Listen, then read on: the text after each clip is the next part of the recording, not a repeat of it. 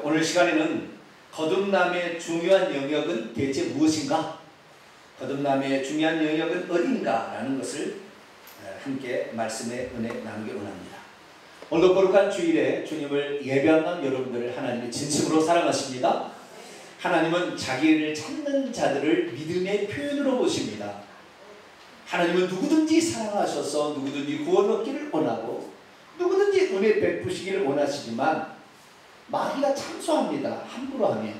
그래서 하나님은 우리에게 나오는 자를 은혜 베푸신다고 그렇게 했기 때문에 우리가 주님 앞에 예배하러 나오는 것은 강력한 믿음의 표현이고 전능자 하나님이신 우리 주 예수 그리스도를 의지하는 믿음의 표현이기 때문에 매우 기뻐하십니다. 우리 옆 사람 인사합니다. 하나님이 기뻐하십니다. 시작. 하나님이 기뻐하십니다. 잘 오셨어요. 피곤해가지고 지금 수상명절 갔다 와서 그냥 쉬고 싶을 텐데. 그러나 하나님을 배우고자 하는 우리의 열망을 어느 누가 가로막을 수가 있겠습니까? 모두가 다 하나님을 찾는 그 아름다움이 일평생 잘 이어지게 되기를 간절히 바랍니다. 이 세상에는 용서받을 수 있는 죄가 있는가 하면 용서받을 수 없는 죄도 있습니다. 사람이 짓는 거의 모든 죄는 다 용서받을 수가 있습니다. 살인죄를 저질러도 용서받을 수 있고 간음죄를 저질러도 용서받을 수가 있습니다. 하지만 용서받을 수 없는 죄도 있습니다. 예를 들자면 자살하는 죄는 용서받을 수가 없습니다. 뿐만 아니라 성령을 회방하는 죄도 용서받을 수가 없습니다. 자살하는 죄를 용서받을 수 없는 것은 자신이 자신을 죽인 것이죠. 자살은 살인죄입니다. 그런데 자기가 죽고 나면 살인죄를 저지른 죄를 회개할 기회가 없어지기 때문에 육체를 벗어나는 순간 우리는 절대 회개할 수 없기 때문에 자살한 죄는 용서받을 길이 없는 거예요. 이 자살하면 100% 지옥입니다. 0.00001%의 가능성도 없습니다. 뿐만 아니라 용서받을 수 없는 죄가 또 있습니다. 그것은 예수님께서 직접 말씀하셨는데 성령을 회방하거나 거역하면 용서받을 수 없다고 말씀하셨습니다. 마태복음 12장 31절로 32절 보게 되면 그러므로 내가 너희에게 말한다. 사람에 대한 모든 모독, 회방이나 비방은 사하심, 용서하심을 얻지만 성령을 모독하는 것은 용서하심을 얻지 못할 것이다. 또 누구든지 말로 인자를 거역 반대한다면 사하심을 얻을 수 있지만 누구든지 말로 성령을 거역한다면 이는 오는 세상과 이 세상과 오는 세상에서 다 사하심을 얻지 못할 것이다. 그렇습니다. 이 세상에서 짓는 죄들 가운데 용서받을 수 있는 죄도 있지만 용서받을 수 없는 죄도 있는 거예요. 성령께서 행하시는 일은 우리의 구원에 관한 전방위적인 모든 일을 감당하시는데 그분을 회방하거나 그분이 하시는 일을 거역한다면 구원받을 수가 없죠. 사실 자살하는 죄나 성령 회방죄는 회개치 못하여 용서받지 못하는 것입니다. 그러니까 하나님께서 주시는 회개를 할 수 있는 기회를 잃어버린다거나 하나님께서 회개시키는 성령의 사역을 거부한다면 용서받을 수가 없다는 것입니다. 그래서 우리는 성령 회방죄에 대해서 분명한 생각을 가지고 있어야 합니다. 무엇이 과연 성령 회방죄인지 그리고 이 성령이 하시는 일이 무엇인지에 관하여 분명한 생각을 가지고 있을 때에 우리는 용서받지 못한 죄를 저지르지 않게 되는 것이죠. 오늘 성령이 하시는 일에 관하여 그동안 우리가 생각지 못했던 한 부분을 살펴볼 것입니다. 오늘 본문 말씀은 사람이 하나님의 나라를 볼 수 있거나 하나님 나라에 들어가려면 반드시 물과 성령으로 거듭나야 한다는 말씀입니다.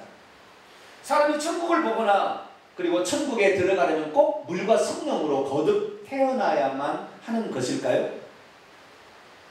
하나님의 나라 즉 천국에 들어가면 가려면 예수님을 잘 믿고 그리고 선한 행위 열심히 봉사하면 되는 것이 아닌가요? 그리고 한번 거듭난 자라면 하나님께서는 천국에 들어갈 때까지 그를 붙들어 주시는 것은 아닌가요?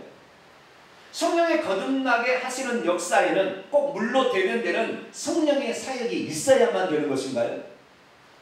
과연 사람이 천국을 보거나 천국에 들어가려면 꼭 물과 성령으로 거듭 태어날 필요성이 있는 것일까요? 만약 오늘 누군가 나에게 누구든지 물과 성령으로 거듭나야 천국을 볼 수 있고 천국에 들어갈 수 있다고 하는데 당신은 진짜 물과 성령으로 거듭났습니까? 라고 묻는다면 무엇이라고 대답하시겠습니까? 오늘 본문 말씀은 AD 27년경 예수님의 공생의 초기에 예루살렘에서 일어난 사건을 말해주고 있습니다. 한밤중에 유대인의 최고 의결기구인 산헤드린 공회의 율법 자문 의장격인 니고데모가 예수님을 찾아왔습니다. 그리고 그는 예수님에게 이런 말씀을 드렸습니다. 랍비여, 우리가 당신은 하나님께로부터 오신 선생인 줄 압니다. 하나님이 함께 하시지 않는다면 이러한 표적을 당신이 행할 수 없었을 것입니다. 그런데 여러분, 니고데모의 이 말 표현을 잘 들어보십시오. 예수님에 대해서 상당히 존중해주고 높이 평가하고 있다는 사실을 알 수가 있습니다. 왜냐하면 예수님도 랍비, 율법 선생이라고 표현하고 있기 때문입니다. 여러분, 유대인들 중에서 랍비라는 칭호를 아무나 들을 수 있는 게 아닙니다. 랍비라는 칭호를 받으려면 율법 학자로서 정식으로 공부를 해서 거기에서 서품을 받아야 율법 학자가 되는 것이고, 그래서 랍비라고 불림을 받게 되는 것입니다. 만약 누군가가 율법 학자가 되려 한다면 그는 최소한의 유대의 모든 전승들에서 다 알고 있어야 합니다. 그래서 그들은 율법, 구약, 율법, 성경, 선지서 이런 것만 아는 것이 아니라 이런 것을 해석해주는 할라카나 미시나나 이걸 기록한 탈무드에 정통해야 합니다. 특별히 율법은 판단을, 심판을 하기 때문에 종교법과 형법에 관한 모든 것들을 다 알고 있어서 당신은 형법 몇 조항에 율법 몇 조항 몇 항에 의거하여 당시 이것이 죄입니다라고 판정을 내릴 수가 있어야 합니다. 그렇기 때문에 사람이 율법 선생, 랍비라고 칭함을 받는다는 것은 대단히 어려운 일이 아닙니다. 그리고 적어도 40세가 되기 전까지 랍비라고 칭하지 않습니다. 그런데 지금 예수님은 30세요. 율법을 정식으로 공부하지도 않았음에도 불구하고 산헤드린 공의회 70명의 율법의 최고 의결기구에서 옳고 그름을 판정하는 율법 자문위원회 수장인 아르콘, 지도자는 아르콘 최고의 꼭대기라는 거예요. 그 사람이 예수님더러 당신은 랍비요 율법 선생님이다 라고 말을 하고 있는 것이죠.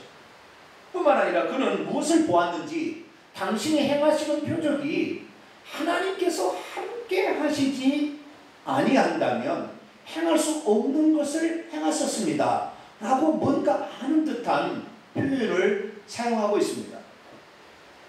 그에 있어서 예수님은 아마 하나님으로부터 보냄을 받은 선지자 내지는 좀 더 들어가면 메시아라는 생각을 가지고 예수님께 나온 것이 아닌가 생각할 수가 있습니다.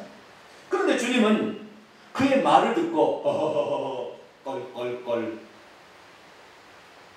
그래 맞다 뭐 이렇게 대답한 게 아니에요. 그가 전혀 모르고 있다고 그를 정곡을 끼는 말로 그에게 대답을 하셨습니다. 그게 3절에 나와 있습니다. 예수께서 그에게 대답하여 말씀하십니다. 진실로 진실로 너희에게 이르노니 만일 누구든지 거듭 태어나지 아니하면 하나님 나라를 볼 수 없는, 너는 거듭 태어나지도 않았고 하나님 나라도 지금 볼 수 없다, 보지 못한다 라고 지금 얘기를 한 거예요. 그런데 거듭 태어나지 아니하며이라는 이 말에 이 니고데모가 생각했습니다. 내가 이렇게 나이 50세 가까이 늙은이가 되어서 어떻게 다시 모태 어머니 자궁 속에 들어가서 다시 태어날 수 있다는 말입니까? 라고 다시 질문을 던졌습니다. 그랬더니 예수님께서 거듭 태어남에 관한 정확한 방법에 대해서 5절에 말씀하셨습니다. 진실로 진실로 내게 말한다. 만일 누구든지 물과 성령으로부터 거듭 태어나지 못한다면 그는 하나님의 나라에 들어갈 수 없다. 이렇게 말씀하셨습니다. 믿음이 있어도 거듭남의 실체를 모르면 거듭나지 않은 상태에서 종교생활 열심히 하다가 지옥에 떨어질 수 있습니다.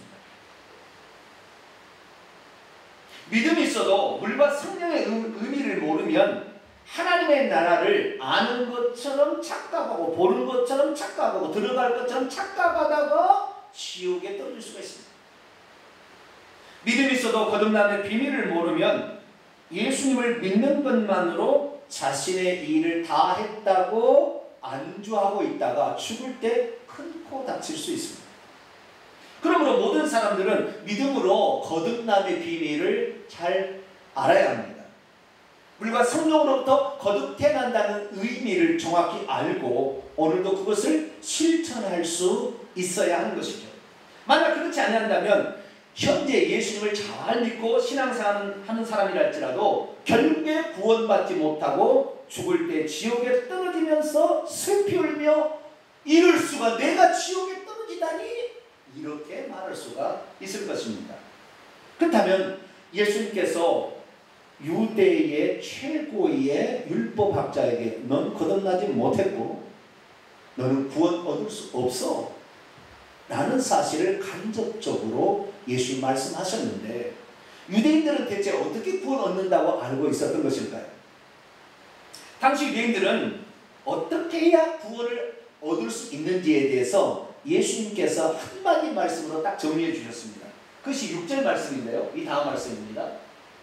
육체로부터 이미 태어난 것은 육이지만 영으로부터 이미 태어난 것은 영과 같다 라고 말하고 있습니다. 당시 유대인들은 자기들이 태어나면서부터 유대인이기 때문에 자기는 아브라함의 자손으로 하나님의 백성이라고 믿고 있었습니다. 그들은 태어나면서부터 난지 8일 만에 할례를 받고 율법을 준수했습니다. 그래서 그들은 자신이 율법을 지키고 할례를 받았기 때문에 낳을 때부터 자기들은 구원받은 하나님의 백성이라고 생각하고 있었죠.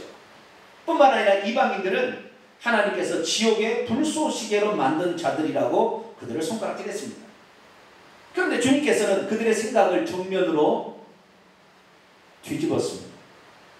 육체로 태어난 것은 육체일 뿐이지 너희들이 유대인으로 태어났다고 해서 그 육체가 너희를 구원해주는 것이 아니라 구원의 영역은 영의 영역에서 일어나는 것으로 영이 거듭 태어나지 않는다면 너희들은 구원받을 수 없다라고 얘기를 하신 것이죠.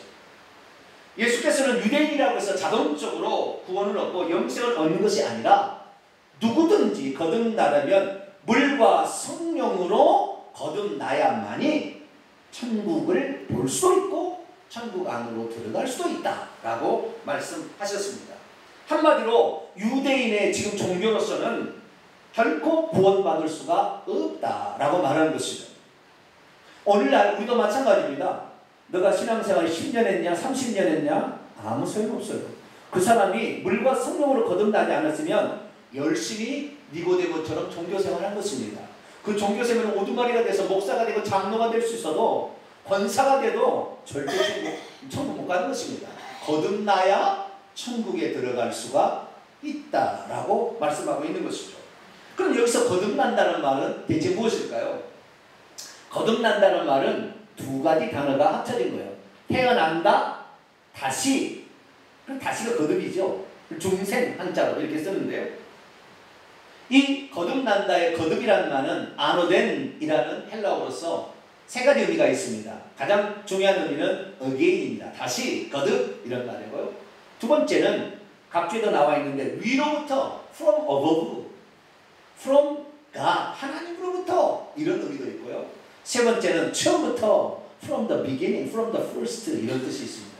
그래서 처음부터 다시 위로부터 하늘로부터 영이 다시 태어나는 거. 난다는 말은 get now인데 이 get now는 be born이에요. 영어로 말하면. 네? 그 태어나는데 위로부터 다시 태어나는 영적인 어떤 탄생을 일컫는 말이 거듭남이라는 표현인 것입니다.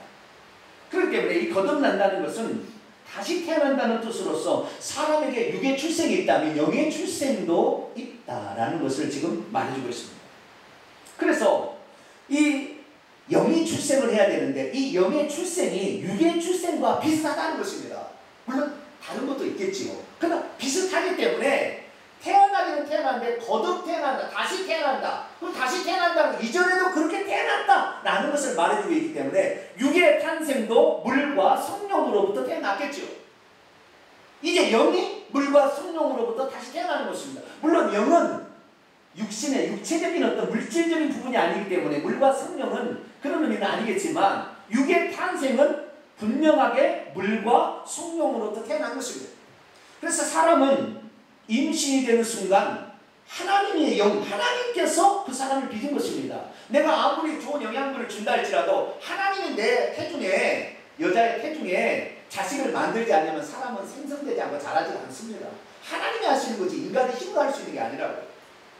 뿐만 아니라 그 사람이 나올 때는 자랄 때는 이 물속에서 이 자궁의 물속에서 헤엄치며 살다가 물을 터뜨리고 나와요. 그래서 물과 성령으로부터 육이 탄생하는 것입니다. 성령께서 그를 조성해서 만들어서 자라게 해서 입과 코와 성질과 성품까지 다 만들어서 이렇게 태어나게 할 뿐만 아니라 물속에 터뜨리고 나오는 거죠. 그래서 물과 성령으로부터 먼저 나는 것입니다. 육이. 그러나 한마디 더 하셨죠. 구원이라는 것은, 영생이라는 것은 천국 하나님의 나라를 보거나 들어가려면 영이 그렇게 출생해야 된다. 이렇게 말하고 있는 것입니다. 사실 사람이 태어나는 것은 두 번 태어나는 것입니다. 우리는 엄마의 자궁으로부터 육의 탄생이 있습니다. 그런데 영의 출생은 엄마의 자궁에서 태어나는 게 아니라 하나님의 자궁이라고 일컬어지는 성령으로부터 태어나는 것입니다. 영적으로 태어나는 것입니다. 이것은 육의 탄생과 비슷하지만 그 영적인 의미를 정확히 알아야 니고데모도 석학도 깨닫지 못했던 거듭남의 비밀을 알고 우리의 신앙생활이 유효한 신앙생활이 될 수가 있는 것입니다. 그렇다면 이 거듭남의 도구인 물과 성령은 무엇을 의미하는 것일까요? 물과 성령의 의미는 학자마다 조금씩 해석이 다릅니다. 보편적으로 그리고 보다 더 어쩌면 영적으로 이것을 해석한 사람들은 물은 물세례고 성령은 성령세례다 이렇게 표현하는 것이 상당히 그래도 나은 해석에 속합니다. 그러나 어떤 학자는 이 물은 비유기 때문에 비유는 말씀으로 풀어야 된다 이렇게 하면서 에베소서 5장 26절 이는 곧 물로 씻어 말씀으로 깨끗하게 하사 깨끗하게 하는 것이 있는 것인데 말씀이 곧 물이다 했기 때문에 이 물은 말씀으로 풀어야 된다. 그래서 물과 성령으로 거듭난다는 것은 하나님의 말씀과 하나님의 성령으로 거듭나는 것이다. 이렇게 해석하는 사람도 있습니다. 뿐만 아니라 성령을 물은 말씀이라고 풀고 성령은 그냥 성령으로 푸느냐 성령도 다른 기능이 있지 않겠느냐 이렇게 푸는 사람도 있습니다. 그래서 고린도서 15장 45절에 기록된 바 첫사람 아담은 생명 살아있는 혼이 되었다는 것 같이 마지막 아담 예수 그리스도는 살려주는 영 생명 주는 영이 되었다. 그렇기 때문에 이 성령으로 거듭 태어난다는 말은 성령께서 그 사람에게 생명을 집어넣는 것이다 라고 해석하는 자도 있습니다. 과연 어떤 해석이 정확한 해석일까요? 우리는 성경에 나와 있는 이런 낱말들의 해석을 그냥 내가 편하다고 내가 아는 식으로 해석해서는 안 됩니다. 우리가 성경에 낱말의 의미를 해석하려면 세 가지, 세 개의 원칙이 있습니다. 하나는 그 낱말이 등장하는 그 본문의 문맥에서 쓰임이 어떤 쓰임으로 쓰였나, 문맥에서 의미를 찾아내야 합니다. 두 번째는 그와 비슷한 용례가 다른 성경 부분에 등장하고 있는가 라는 것을 살펴보므로 그 의미를 더 명확하게 알 수 있는 것입니다. 그리고 세 번째는 그 단어가 상징적인 것인가, 다시 말해 비유인가 아니면 실체를 그냥 말하는 것인가 라는 사실을 구분해 봄으로써 우리가 보다 더 명확히 아는 거예요. 요한계시록에 나오는 거의 대부분은 다 상징입니다. 그렇기 때문에 상징은 상징으로 풀어야지 있는 그대로 풀어서는 안 되는 것이죠. 666 표다, 표를 그냥 표로 보면 안 되는 거다 이 말이에요. 예를 들어서 이런 것입니다. 그렇기 때문에 이 세 가지 원칙이 있습니다. 자, 그렇다면 이 물과 성령이라는 말의 의미는 문맥에서 어떻게 쓰이고 있는 것일까요? 예수님께서 그 얘기를 분명히 하셨습니다. 8절에 나와 있습니다.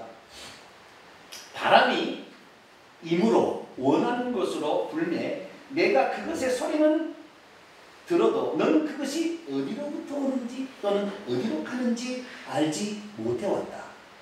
성령 그 영으로부터 이미 태어난 사람도 다 그러한다.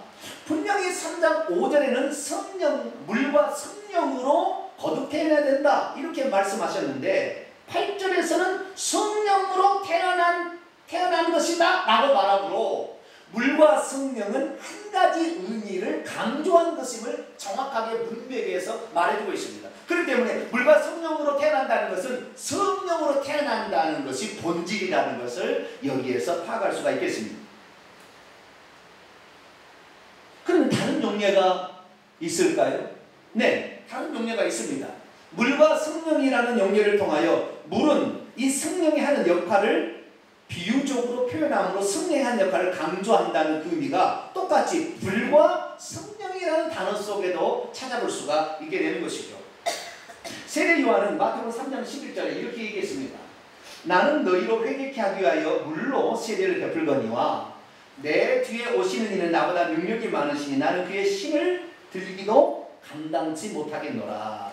그는 성령과 불로 너에게 세례를 베푸실 것이라. 그래서 성령 세례, 불 세례를 따로 볼 거냐 하나로 볼 거냐, 여기에도 우리가 해석이 본문의 그 문맥에서의 의미를 찾아봐야 한다는 것입니다. 그런데 이 똑같은 본문을 요한복음 1장에서 세례 요한이 이렇게 말하고 있습니다. 나도 그를 알지 못하였지만 나를 보내어 물로 세례를 베풀라 하시는 그이가 나에게 말씀하시되 성령이 내려서 누구 위에 머무는 것을 보거든 그가 곧 성령으로 세례 베푸는 이인 줄 알라 하셨기. 베드로가 사도행전 10장에서도 고넬료 가정에 성령이 임하는 것을 보고 그 세례 요한이 그가 성령으로 세례를 베푸는 이다라는 것이 생각났다 얘기하시므로 성령과 불로 세례를 베푸는 것은 성령 세례가 핵심이고 본질이고 불은 그 성령 세례가 하는 역할 중에 중요한 역할을, 그 세례를 베풀 때 중요한 어떤 역할을 비유적으로 쓰는 말인 것이라고 알 수가 있다는 것입니다. 더욱 세 번째, 이것이 상징이냐 비유냐 아니면 실체냐를 통하여 알 수가 있는데요.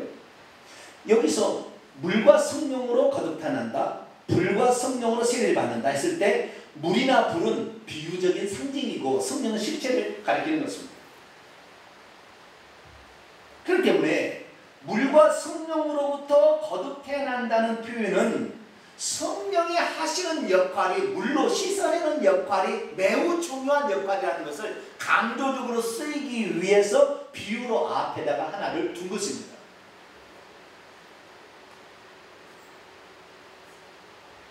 물과 성령이라는 단어의 강조점은 뒤에 있는 성령이 있으며 그 역할은 비유적인 앞에 단어에 있다는 것입니다. 그러면 물과 성령으로부터 거듭나야 한다는 말씀의 의미는 무엇일까요? 우리는 분명하게 아까 원칙들을 봤는데 문맥에서 이 물이라는 의미가 또 어떻게 쓰였는지를 찾아낼 수 있어야 되는 것이죠. 요한복음은 처음부터 물로 해서 마지막까지 물로 끝납니다. 나중에 제가 이거 설교 한번 할게요. 엄청난 물 얘기가 나옵니다. 그런데 그 물의 의미도 다양하게 쓰입니다. 그 중에서 예수님께서 물과 성령으로 말했을 때 이 물은 의미는 무엇일까요? 그것은 10절과 11절에 답이 들어있어요. 문맥을 봅시다. 예수께서 니고데모에게 대답하여 말씀하십니다. 너는 이스라엘의 선생으로서 거듭나야 한다는, 물과 성령으로 거듭나야 한다는 것을 알지 못하느냐? 진실로 진실로 너희에게 이르노니 우리는 아는 것을 말하고 본 것을 증언했다. 그리고 너희가 우리의 증언을 받지 아니했다. 우리라는 단어에 주목해야 돼요. 우리가 지금까지 누군가가 증언했다는 거예요. 이 물로 뭔 일을 했다는 것입니다. 물로 뭔 일을 한 사람은 누군지요? 세례 요한밖에 없어요. 세례 요한이 와서 물로 세례를 베풀면서 요한복음 3장 2절에 회개하라 천국이 가까웠느니라 말했어요. 예수님도 마찬가지로 마태복음 4장 17절에 회개하라 천국이 가까웠다 이렇게 얘기를 하셨어요. 결국에 이 물이라는 의미는 세례 요한이 말하는 회개를 통하여 죄사함을 주시는 성령의 사역을 일컫는 말이라는 것입니다. 결국 여기에서 물은 상징적인 비유 단어로서 그 의미가 회개를 통해 죄를 씻어내는 일을 가리키는 의미라는 것을 알 수가 있습니다. 마가복음 1장 4절에도 그렇게 얘기하죠. 세례 요한이 광야에서 죄의 사함을 받게 하는 회개의 세례를 전파했다. 그럼 여기서 성령으로부터 거듭남의 의미는 물로부터 거듭남의 의미를 강조하는 것으로서 성령이 물로서 씻어내듯이 우리의 죄를 씻어내주시는 회개의 사역을 가리킨다. 이렇게 정의할 수가 있는 것입니다. 사실 예수님께서 말씀하시는 성령의 사역은 세 가지입니다. 하나는 요한복음 16장 8절에 그가 와서 죄와 의와 심판에 대해서 세상을 책망하신다. 그렇기 때문에 죄를 책망하셔서 회개케 하시는 사역을 성령이 하신다라고 말하고 있고요. 요한복음 15장 26절, 14장 26절이나 15장 26절에도 예수님께서 오셔서 모든 것을 가르치시고 내가 너에게 한 말을 생각나게 할 것이며 그가 나를 증언할 것이다 얘기하시므로 예수님은 누구시고 예수님이 무슨 말씀을 하셨는지를 깨닫게 하시는 사역도 두 번째 성령이 하시는 사역이에요.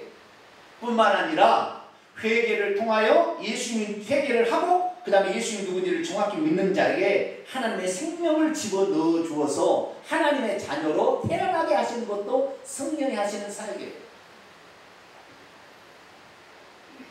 그런데 우리는 지금까지 뭘 몰랐느냐?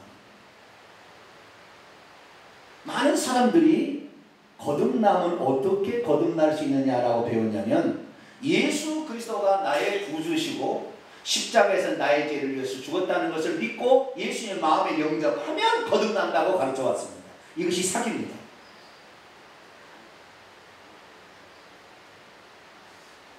회개 없이 거듭남 없습니다. 이것이 예수님께서 정확하게 강조해서 얘기하신 것입니다. 회개치 아니하고 교회 다니면 쓸데없습니다. 회개치 아니하면 절대 거듭남이 없다.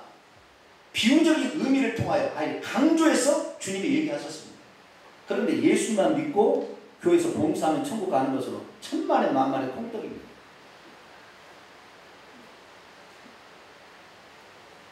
우리의 거듭남, 우리의 구원의 시작은 회개로부터 시작이 된다라고 예수님께서 니고데모에게 분명하게 가르쳤다는 것입니다.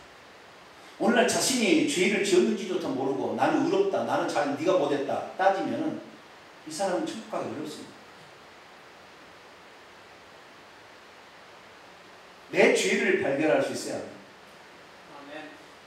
내 죄를 깨달을 때, 내 죄를 회개할 때 비로소 우리는 천국을 볼 수 있다.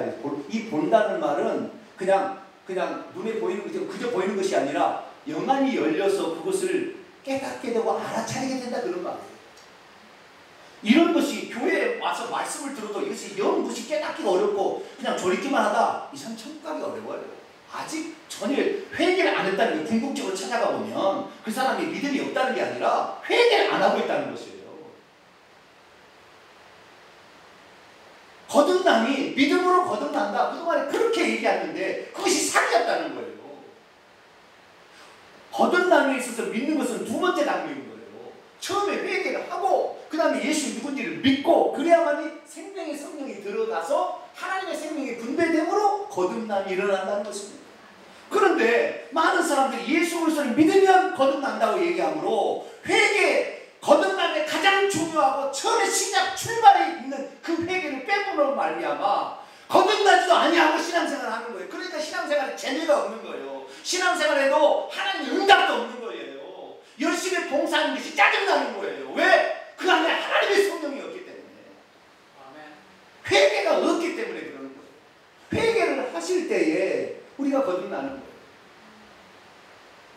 이 거듭남의 가장 중요한 부분을 우리는 놓쳐버리고 있었다는 것입니다. 그러면 사람이 자기가 거듭난지 어떻게 알 수 있을까요? 오늘 본 말씀에 그 답을 얘기해 주고 있는데요. 8절을 다시 한번 보겠습니다. 바람이 임의로 불매 내가 그 소리는 들어도 어디서 와서 어디로 가는지 알지 못하는 것처럼 성령으로 이미 거듭난 사람도 그렇다.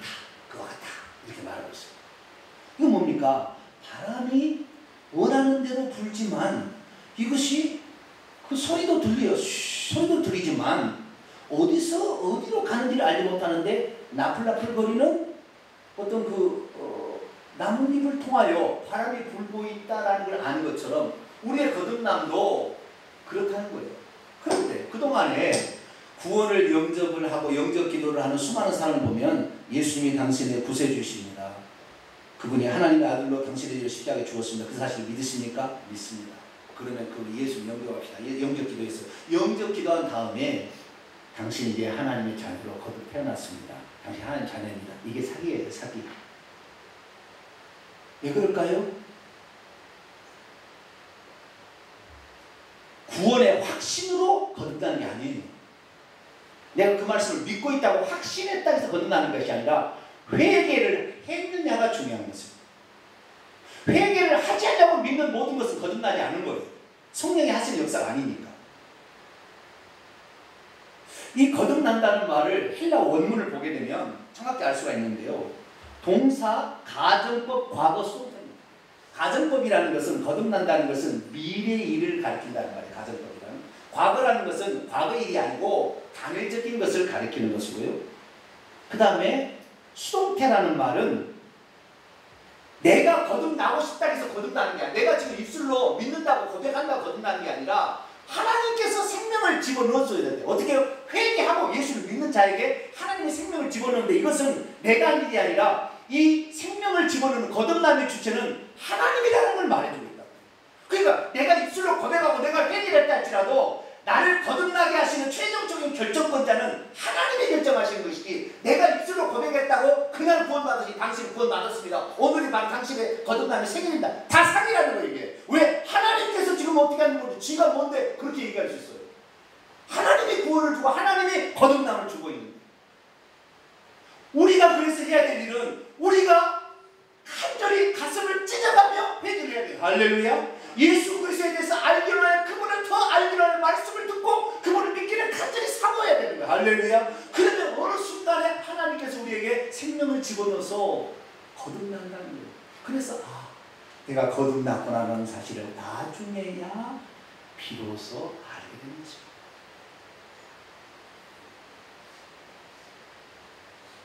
우리는 그동안에 믿음만 있으면 거듭나고 내가 행실로만 거룩한 행실이 있으면 거듭났다 생각했는데 아니었어요.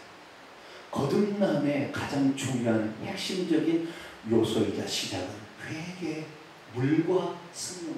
성령이 하시는 가운데 물처럼 우리의 죄를 씻어내는 회개 사역. 그래서 우리의 간절한 자신의 마음을 찢어가며 회개하는 그 마음에서 비롯되었으니 다윗이 간절히 가슴을 찢어가며 회개했다는 그 사실이 곧 다윗이 구원을 받을 수 있었다. 그도 하나님의 인정을 받을 수 있다는 것을 우리에게 간접적으로 시사하고 있는 것입니다. 그렇기 때문에 여러분 오늘부터라도 진실로 회개할 수 있기를 축원합니다. 정말 주일날 나와서 우리가 회개 기도를 한다는데 대강 그 시간 때우기로 하지 마세요. 하나님은 만홀히 여김을 받지 아니하십니다. 저는 그래서 예배 시간에 찬송 하나를 불러도 번성으로 부르지 않습니다. 이것이 내가 드리는 마지막 삶 제사. 이 찬송을 드리고 나는 오늘 줍니다. 그런 마음 자세로 예배 한 순서마다 그렇게 생각하고 그렇게 믿음으로 드릴 수 있게 되기를 바랍니다. 진실한 회개, 이것이 바로 거듭남에 있어서 매우 중요한, 가장 중요한 시발점이었는데 이 시발점을 빼버리고 믿음만으로 구원을 받는다고 그렇게 들어왔던 것입니다. 믿음이란 무엇입니까? 죄를 씻어내는 회개 없이는 결코 거듭날 수 없다는 것을 깨닫고 회개하는 것입니다. 죄를 씻어내는 회개 사역이 거듭남의 핵심 사역이라는 것을 알고 날마다 하나님 앞에 진실로 회개하는 것입니다. 니고데모는 석학이었습니다. 그래서 그만큼 율법을 알고 또 이 세상이 돌아가는 이치를 아는 사람이 없었습니다. 그런데 그는 예수님과의 만남을 통하여 자신의 영적인 출생이 없었다는 사실을 깨닫게 되었고, 그래서 그때 예수의 말씀을 듣고 가서 꼼꼼히 고민하다가 그는 어느 순간에 회개했습니다. 왜냐하면 나 예수님이 돌아가실 때 예수님을 산헤드린 공의에서 정죄할 때 죄 없는 사람을 왜 죄인으로 만드냐고 예수님을 변호해 주셨고, 그리고 예수님이 죽고 나자 자신의 신분이 엄청난 명예가 손실이 간다는 사실을 알면서도 범죄자로 죽었던 예수님의 시체를 자기가 장례해 준 사람도 다 계셨기 때문입니다. 우리도 거듭나야 될 줄로 믿습니다. 이 거듭남이 바로 우리의 신앙생활의 첫 출발점인데, 이것의 더 앞에 가장 앞선 부분은 회개였다는 사실입니다. 한편으로 또한 우리가 알 것은 이미 거듭났다 할지라도 다시 죄를 짓는데 그 죄를 회개치 아니하고 성령이 회개케 하시는 것을 계속 거역한다면 이 사람은 성령 회방죄에 걸려서 결국에 또 지옥 가는 것입니다. 그래서 거듭나지 않은 사람은 회개하여 거듭날 수 있게 되기를 축원합니다. 이미 거듭난 사람이라 할지라도 성령께서 그 죄를 반드시 책망하십니다. 내가 거듭났다는 것은 우리 안에 또 다른 주인을 모시게 된 것인데, 그 주인은 성령이신데 이 성령께서 죄를 싫어하십니다. 그렇기 때문에 죄를 짓게 되면 반드시 우리에게 책망을 하십니다. 그런데 그 책망을 눌러버리고 자신의 성질만 부린다, 이 사람 결국에 지옥 갑니다. 성경에서 요한 사도가 이런 얘기를 했습니다. 마지막입니다. 누구든지 형제가 사망에 이르지 아니한 죄를 범하는 것을 보거든 구하라. 그러면 사망에 이르지 아니하는 범죄자가 그에게 생명을 주시리라. 그러나 사망에 이르는 죄가 있으니 이에 관해 나는 구하라 더 이상 말하지 않겠다. 왜요? 예수 그리스도를 믿어서 생명을 가지고 있음에도 불구하고 죄를 짓는 것이 잘못됐다는 것을 양심이 가르치고 성령이 가르쳤는데도 그걸 빡 눌러버리고 회개치 않냐고 성질만 부리고 이렇게 가다 보면 나는 어떻게 돼요? 성령이 한 역사를 회방해버리는 거예요. 고역해버리고. 그런데 결국에 회개 안 합니다. 지옥 가는 것입니다. 그래서 우리는 거듭났으나 거듭나지 않았으나 회개를 해야 될 줄 믿습니다. 그것을 니고데모가 깨달은 거예요. 박사학에서 깨달은 게 아니에요. 석학, 너는 이스라엘의 선생으로서 이런 것을 깨닫지 못하느냐? 선생에서 아는 게 아니라 이건 영으로 아는 것이기 때문에 초등학교도 안 나와도 다 깨달을 수 있어요. 제 깨달을 수 있어요. 예수의 말씀을 깨달을 수 있는 것입니다. 우리는 물과 성령으로 거듭날 수 있도록 철저히 회개하시기를 축원합니다.